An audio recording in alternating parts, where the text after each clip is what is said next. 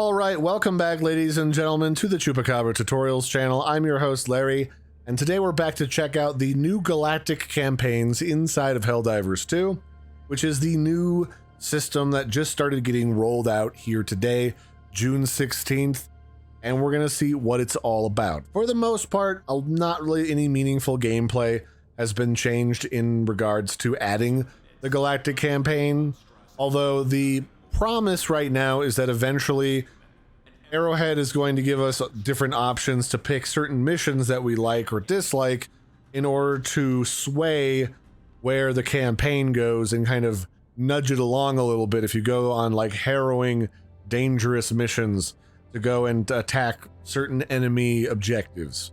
Maybe even doing stealth missions might affect things more than regular missions. I don't know. But for right now, main change is they've added the campaign overview to this terminal here, the one that's across from your arsenal. And if you open it, the first window that you're greeted with, and there's several windows, if you look at the top, they're separated into 3 tabs. The first one is the overview.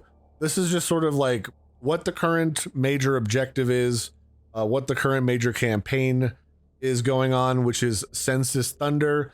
It's a 1-part campaign.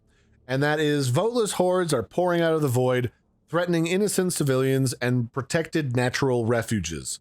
The latest FRV models have been deployed to the front lines to aid in the repulsion of these abominations. And that means that right now, if you look over on the right-hand side, Arsenal Augmentation. High Command has authorized the new FRV models, the Supply FRV, which is available on Baskin, and then the Incinerator FRV, which is the one that shoots a flamethrower, on Sangus. The FRV model associated with the first Liberation Planet will go into full-scale production. So this is your chance to pick which of those 2 vehicles you want to see immediately in the game. If you liberate Baskin first, we get the Supply FRV, which has an automated turret on it and gives supply packs.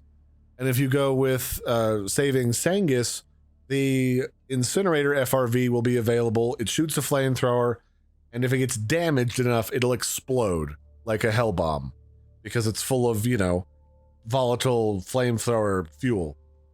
And then basically the current objective is to just liberate those 2 planets. If we hit R to go check out the current major order, it just tells you that our objective is as described: liberate Baskin and Sangus so that they are free of the voteless and under managed democracy control once again.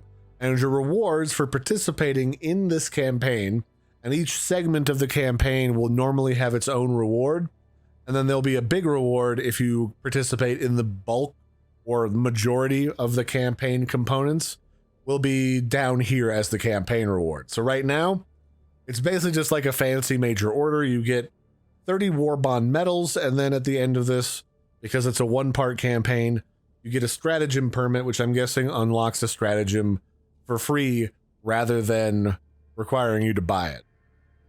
And then down here would be where you would normally see the different stages of the campaign.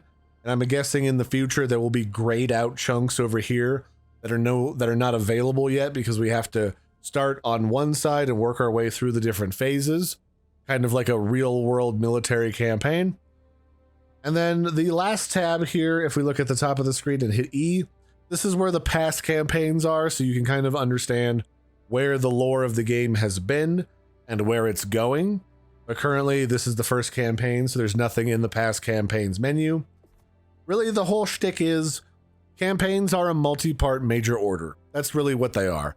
They're trying to get people to engage in the story of what's going on with a more centralized location for that information, along with offering more interesting rewards for participating in them, which hopefully could mean specialized equipment, limited time armors, collector's things, because who doesn't love collector's things that are shiny and fancy and make you look cool? But for right now, it's a little on the bare bones side, so we'll have to wait and see what Arrowhead does with this system at large. For the most part, as far as I can tell on the map, basically nothing meaningful has changed here. We just have a current major order in the section where the Illuminate are doing their thing, where the Void is voiding out the area. I was just going on Basquine because that's where the Democracy Space Station is, and most of these missions are the same sort of stuff. Destroy the spawn locations, upload the crashed spaceship data, evacuate the colonists, that sort of stuff. Nothing too crazy going on there. It's really just standard issue missions. The main thing that's been happening in this particular patch is a lot of rebalancing of enemies and weapons, because they balanced them to make them more annoying, and the community really didn't like that or appreciate it very much. They've reduced cooldowns on things like vehicles, and just generally kind of made the weapons a little bit better and the enemies a little bit more squishy. So I think that's for the best. I mean, those are the kinds of changes that the community wanted. It'll be interesting to see what they do with the campaign system, but for right now, it's pretty basic. That's the main takeaway here. So that'll be it for this one, ladies and gentlemen. I've been your host, Larry. Don't forget to like and subscribe, and I'll catch you next time. Bye, everybody, and have a good one.